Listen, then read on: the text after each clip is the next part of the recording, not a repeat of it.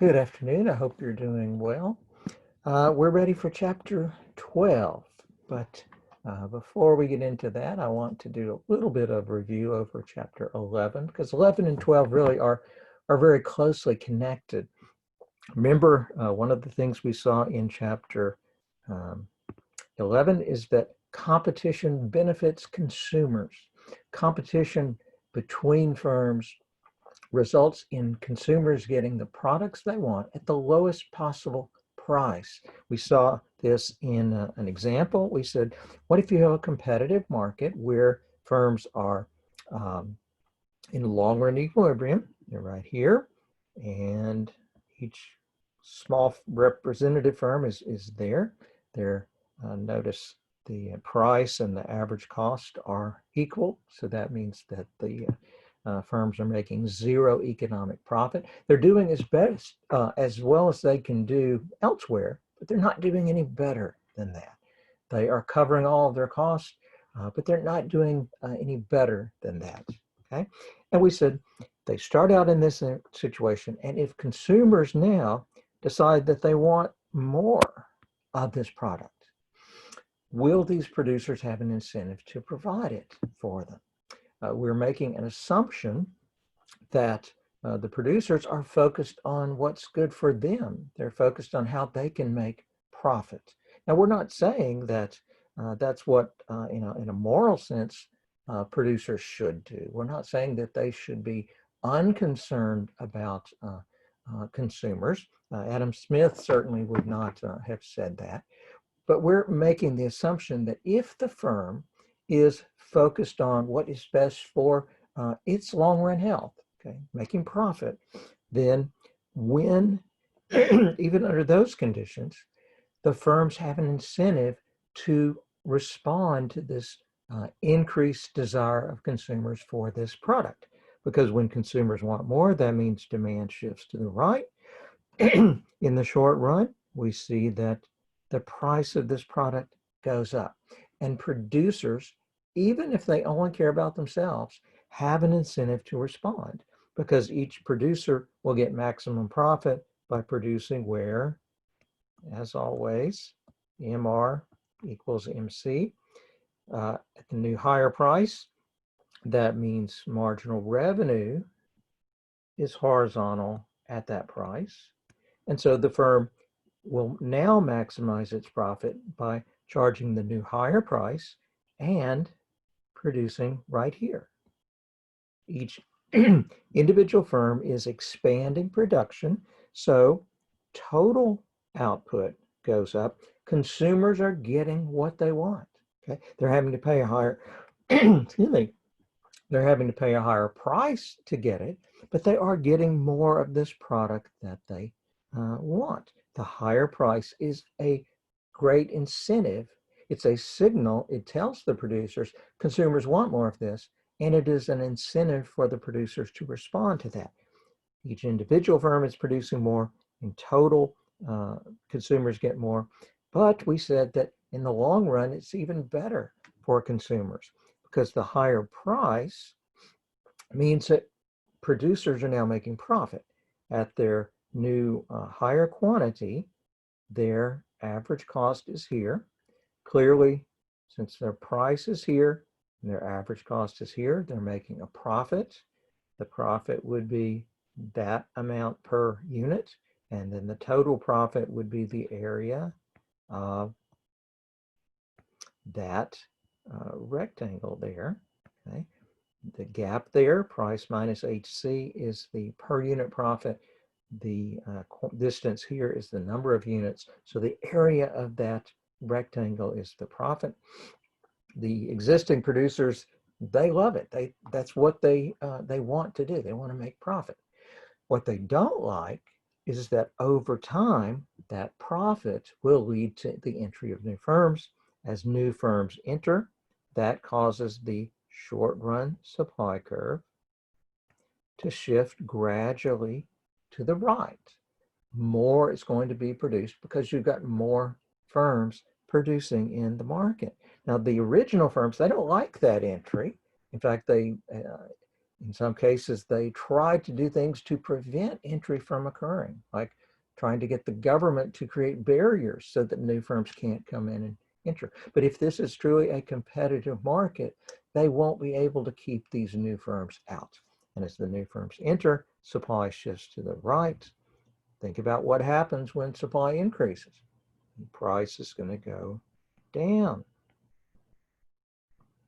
Price went up initially, now it's going back down. As it goes down, the marginal revenue curve over here is going to shift back down. And as it's shifting back down, since each firm is going to be producing where MR equals MC, each firm is going to choose to cut back. And whereas they had expanded output in the short run, now they're going to cut back. They end up producing the same amount now that they were producing before. Notice, however, consumers get even more output. The original firms are now cutting back, but because we have more firms, the total amount available for consumers is going to go up. And notice the price goes back down to where it was before. So in the long run, because consumers want a larger quantity than they wanted before, consumers get that larger quantity, and they don't even have to pay a higher price than before. Allowing the price to go up in the short run is very beneficial for consumers because the consumers get more in the short run and then they get even more in the long run, and the price doesn't even have to be higher than it was before. Now, we said this is what happens if you have a constant cost industry. We said it's a little more complicated if you have an increase in cost or a decrease in cost industry. Works the same way, except if it's an increase in cost industry, the price won't go all the way back down to where it was initially, to go part of the way back down. But our main conclusion applies that when consumers want more of something, producers have an incentive to respond and to provide more of that thing. And if it's a competitive market, which is all we're looking at here, then in the long run, consumers end up being charged a price that is just barely sufficient to cover the cost of the producers. What if, okay, here it was worked out as well. This was a long run equilibrium. This was only a short run equilibrium. This is the new long run equilibrium. What if we have the opposite? What if there's a decrease in the demand for some product? What is it going to work in roughly the same way? And the answer is yes. If the consumers want less of something, say air travel. Okay? Now, air travel is not really what we call a purely competitive market because you have a relatively small number of firms. But let's imagine that we did have lots and lots of airlines. Okay? If you have a decrease in the demand for that product, okay, well, consumers don't want as much of it. What's going to happen? Well, in the short run, the equilibrium is from here down to there. Price is lower, so consumers benefit. Now, what's going to happen to producers? Okay? Well, they're going to adjust. They always choose to produce where MR equals MC. When the price goes down, that means the marginal revenue faced by each firm goes down.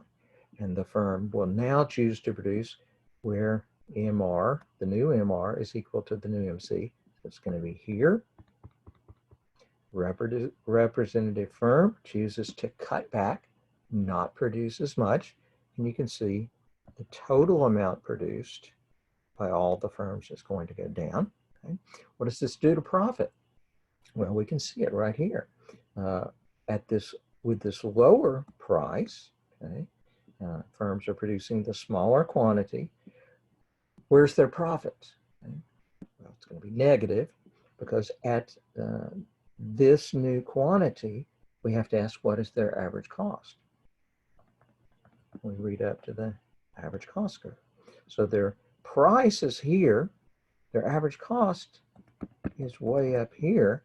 They're going to be losing this much per unit. They're selling this many units. So the area of that rectangle would be the amount of the losses this firm is going to experience. Okay? Now, before the rectangle was profit, now it's a loss because average cost is now greater than the price. Okay, so producers are not going to be happy with this. They're likely to be screaming and crying and complaining to government and asking government to bail them out. But in a competitive market, that's not necessary. Okay? The problem here is that you have too many producers in this market. You had the right number for when demand was high, but now that demand is lower, you don't need as many producers. And it's going to be painful for some of those producers to go out of business, but that's what has to happen. Given that consumers don't want as much of that product, we don't need as much produced, and so we need fewer producers. The losses that are being experienced here, what does that lead to? Okay. In the long run, if you have losses, if price is less than average cost, what are firms going to do? Well, they're losing money.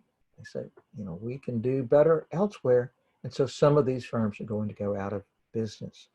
As they go out of business, what does that do to the supply curve? Okay. Remember when we had entry into this market, supply increased.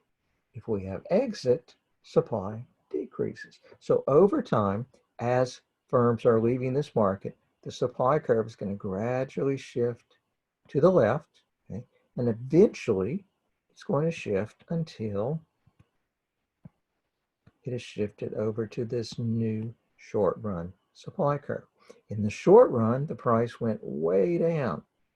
As firms leave the market, the price starts going back up. And again, if this is a constant cost industry, the price, we're going to end up here. We're going to end up with the price going back to where it was before. Okay? And remember when demand decreased and pushed the price down, the marginal revenue curve shifted down. As the price is going up, what's happening to the marginal revenue curve over here? It's shifting up. And so it's going to go back up to where it was before. Okay? And once we get to the new long-run equilibrium, we're going to be here. Price is back to where it was before, but a lot less is being produced now. Why is less being produced? Because consumers don't want as much. Producers are responding. Just as when consumers wanted more was produced. Now that consumers want less is going to be produced. And that's good for the economy. It's good for society because it means fewer resources are going to be used in this market, and that means they're available to be used in other markets to produce things that people value more. We started here and here. In the short run, we moved to here and here. But in the long run, we ended up with a new long-run equilibrium at this point and at that point. Okay? And once we reach that long-run equilibrium, firms, the price is again equal to average cost, which means firms are able to cover their cost. Profits are again zero. So this market will go back, will eventually get back to long-run equilibrium without the government doing anything. Okay? Automatic adjustments will lead us back to long-run equilibrium. It's going to be painful for the firms that go out of business, okay? But government can't take away their pain without causing pain to somebody else. If some government is going to bail out one group, there's always a cost, and that cost is going to be imposed on somebody else. Okay? All right. All of that is review of what we did in chapter 11. Let's see. And now we're ready for chapter 12.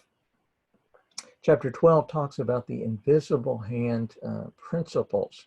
The first has to do with, well, let's look at these two.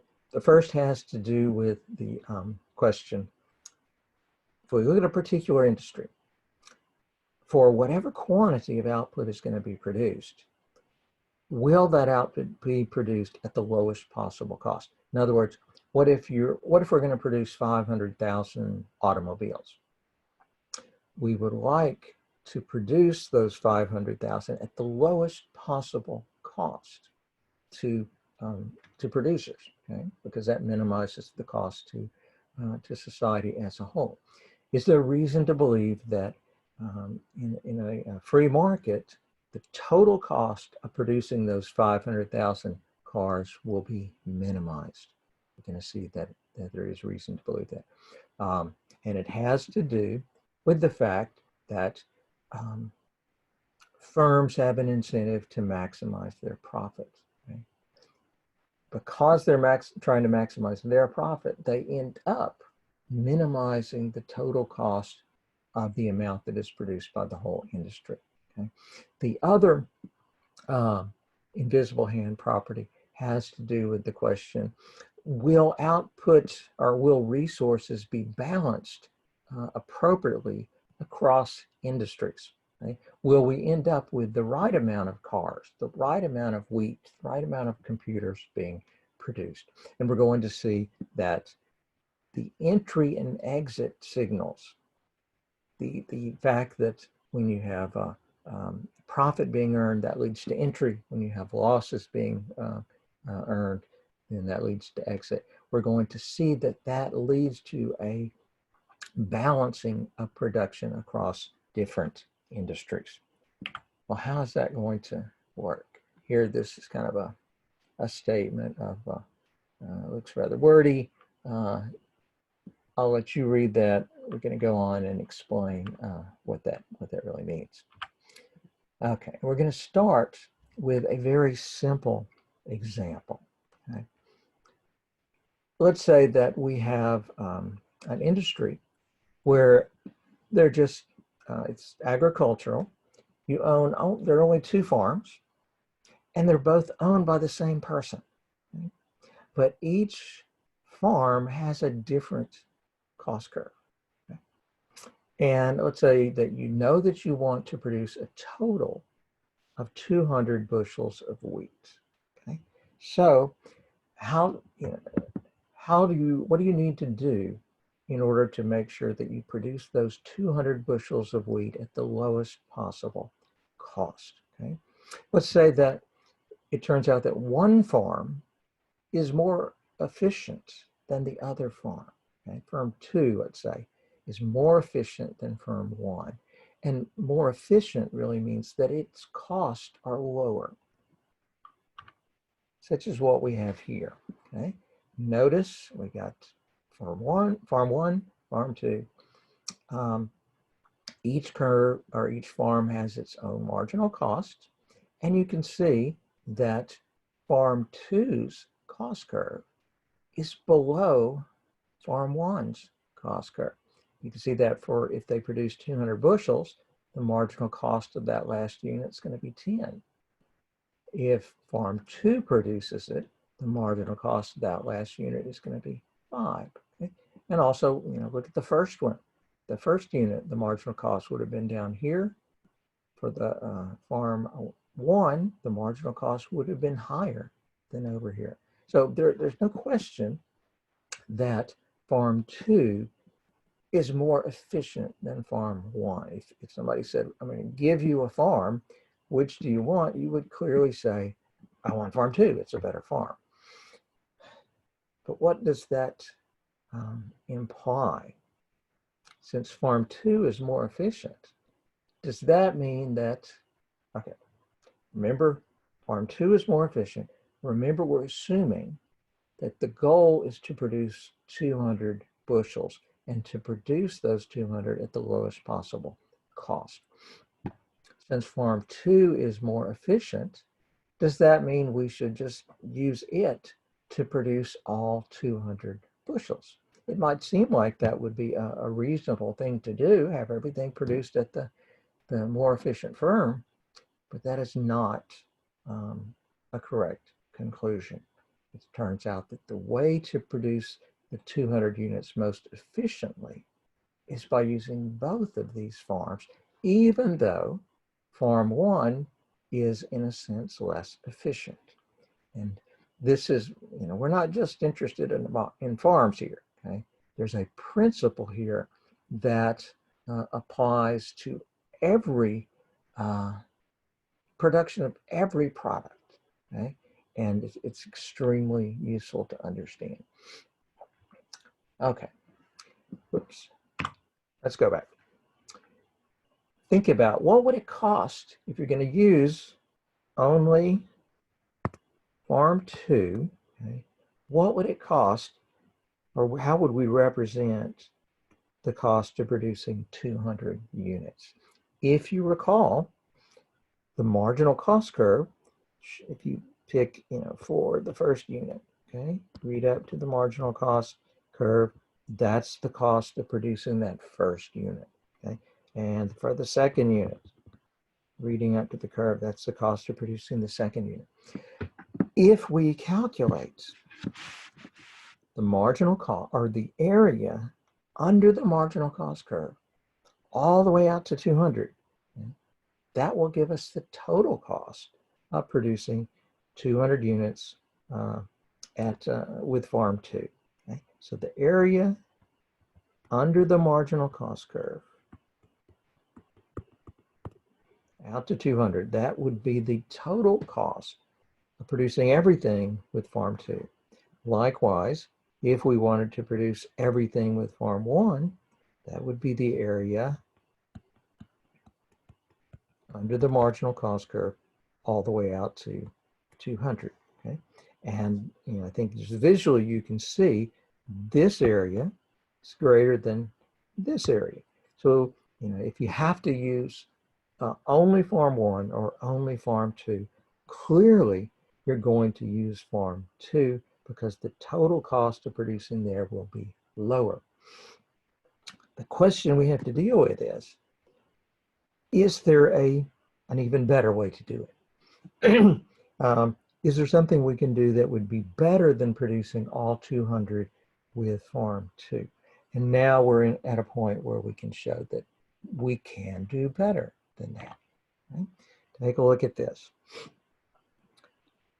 We said that if we produce all 200 with farm 2, the cost would be this entire area under the marginal cost curve out to 200. Well, what if we cut back a little bit? What if instead of producing 200, we produce a few less than 200, okay? Say maybe it's 190, okay? He reduces his output at farm 2 by 10 units to 190, okay? And to still get the same 200, that means he has to increase his output at the less efficient firm by 10 units. So he's still going to get 200 units. But notice, because he cut back by 10 here, the cost of those last 10, he no longer bears that cost. So his total costs are going to go down by that amount. Now, obviously, his cost over here are going to go up. But notice the really interesting thing. His costs go up. I'm sorry. His costs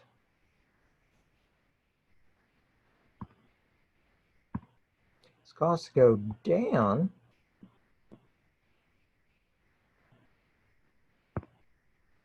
His costs go down by this amount. They go up by that amount. But because, I think you can see this area is greater than this area, his total costs are going to go down. It may seem kind of paradoxical. The more efficient firm is producing less. The less efficient firm is now producing more, but that is reducing the owner's total cost of producing the product. And the reason is because even though Farm 1 overall is less efficient, on the margin, Farm 1 is now more efficient than Farm 2, okay? Because it's producing so much. By cutting back over here and expanding over here, the firm's, the owner's total costs are going to go down. Well, let's carry that principle further. He could cut back a little more, okay? As long as the marginal cost to firm 1 is lower than the marginal cost to firm 2, the situation we saw here, then by cutting back on firm 2 and increasing firm 1's output, the total is going to go down because the cost savings here are greater than the extra cost over here. So the firm, as long as this is the case, the firm needs to cut back production at firm 2 and increase production at firm 1. Now follow the logic. If you always increase production farm 1 when the cost here is lower than at farm 2, what's happening? We're gradually moving up the marginal cost curve at farm 1, and we're gradually moving down the marginal cost curve at farm 2. So this number is getting larger. This number is getting smaller. Where do we have to end up? We are being pushed to where the two are equal. And that's what we see here. We started out where it's producing nothing from farm 1, it's producing a lot at farm 2. The owner continued to shift production from the farm where marginal cost was high to the farm where it was low. And as a result, we end up producing here and here. And the marginal cost to firm 1 and the marginal cost to farm 2, how do they compare?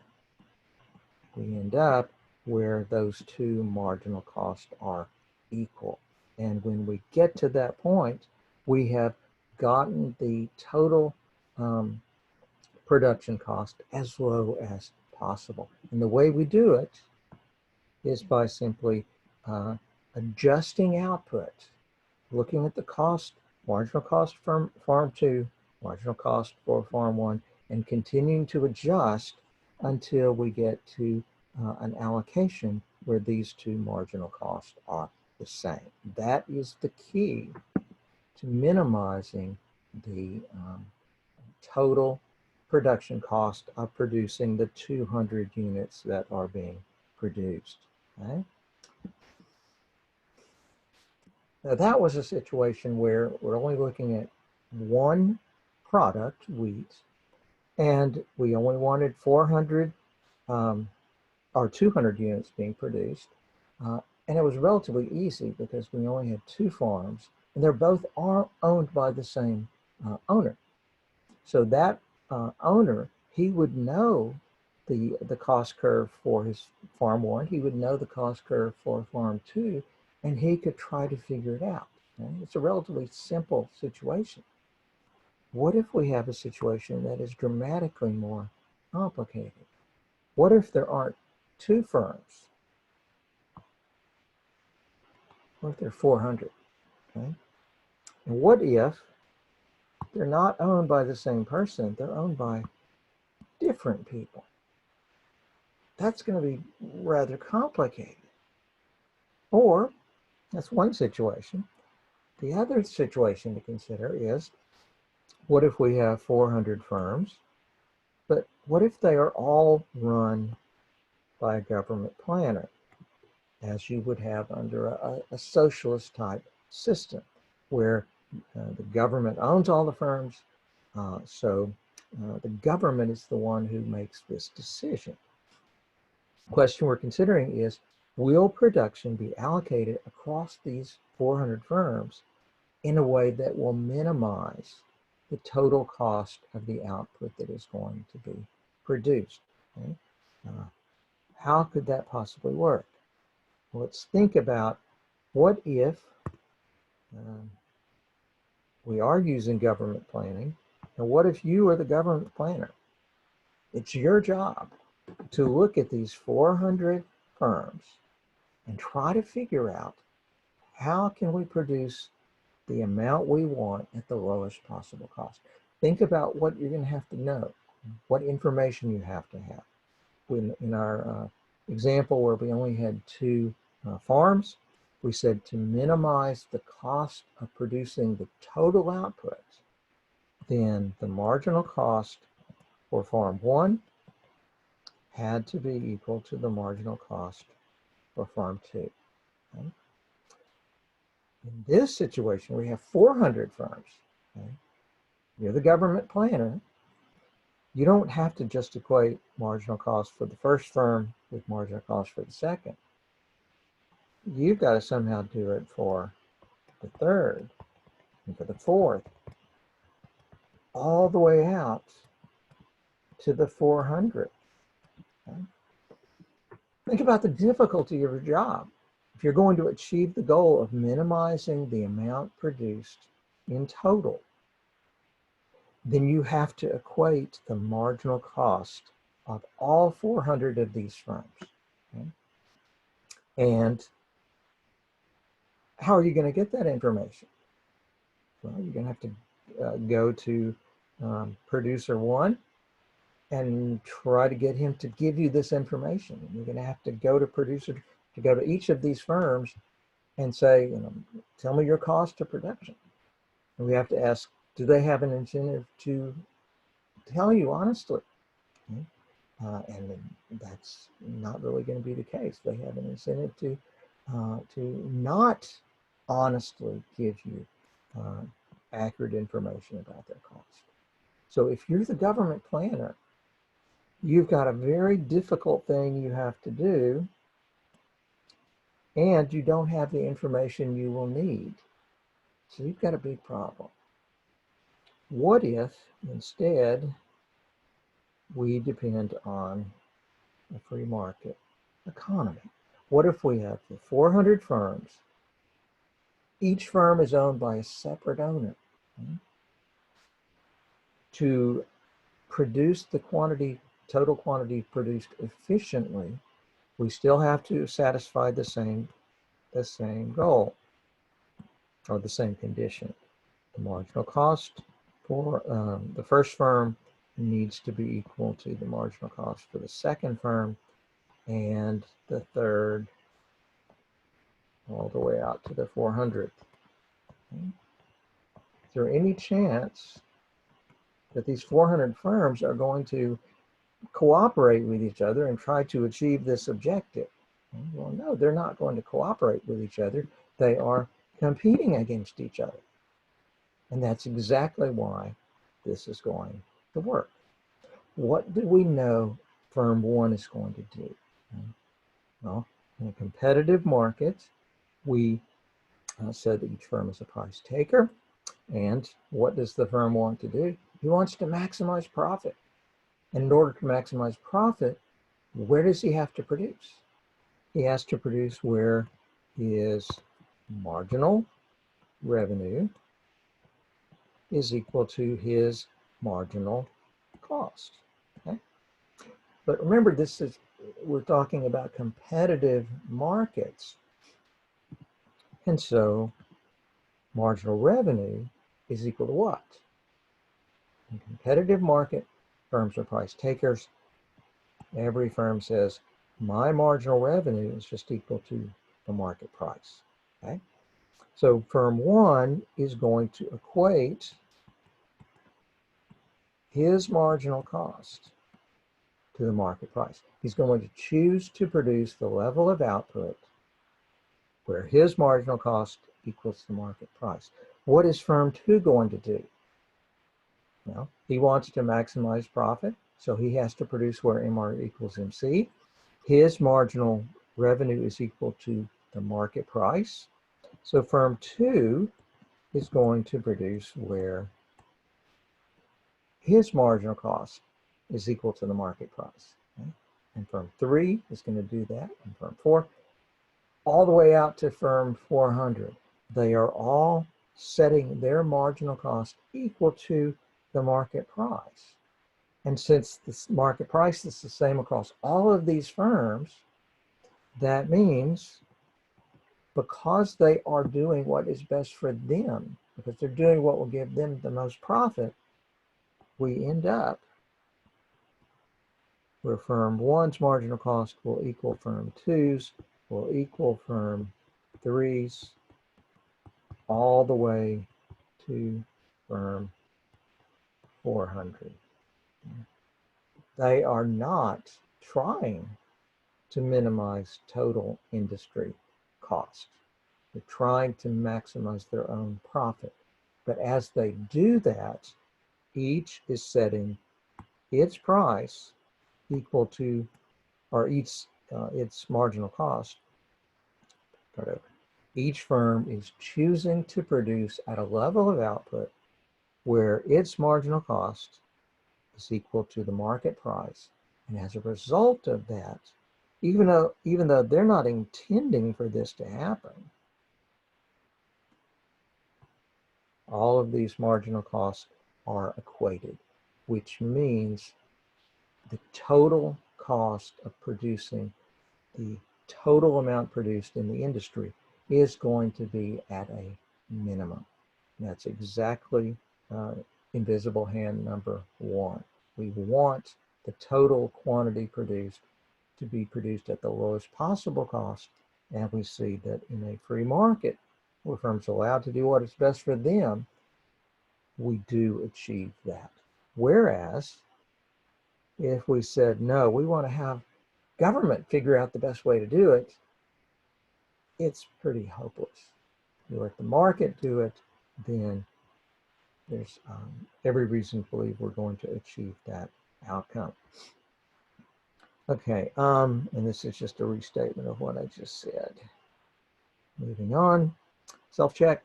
In a competitive market, total industry costs are minimized because each firm produces where price equal total cost. Well, certainly that doesn't make any sense. Where total revenue equals marginal revenue. No, that doesn't make any sense. Each firm produces where the price, which is the same across firms, will equal its marginal cost. Okay? And let's see, moving on. The invisible hand two, the idea that the right resources will be distributed across industries. You'll get a balance that ensures that the right amount of each product is produced. Why do we think that's going to happen? Okay? Well, what do we know, or what do we assume about entrepreneurs? We assume that they are trying to make profits. They are trying to avoid losses.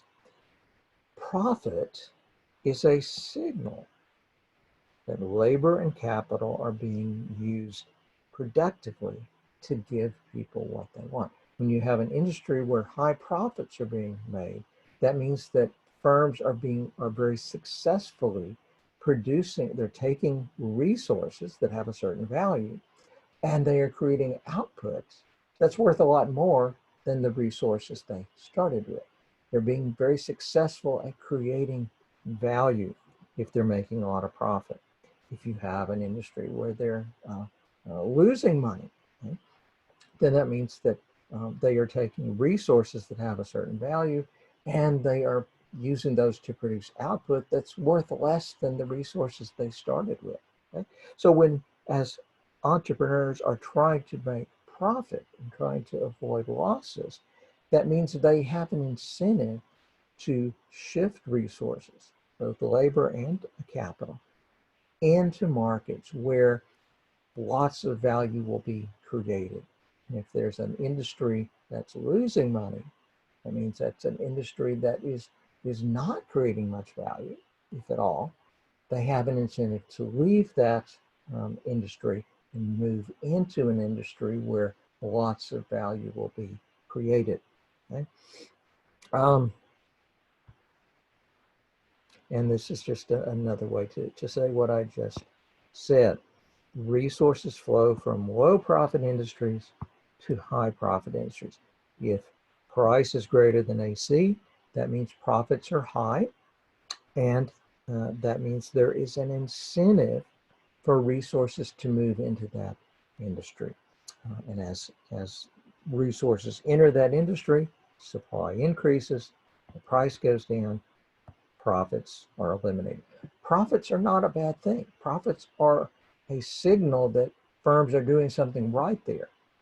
And they motivate the entry of new firms into that market. So it's good for firms to make profit.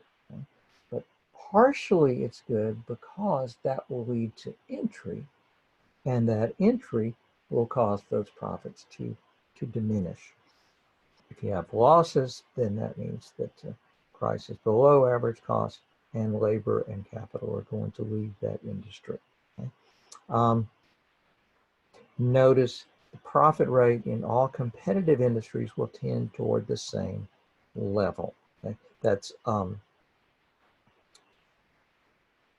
there will be differing levels of profit when different industries have different risk levels. Okay? This is a little bit overstating. Okay? If all industries had the same risk level, then profits would tend toward the same level across all of them.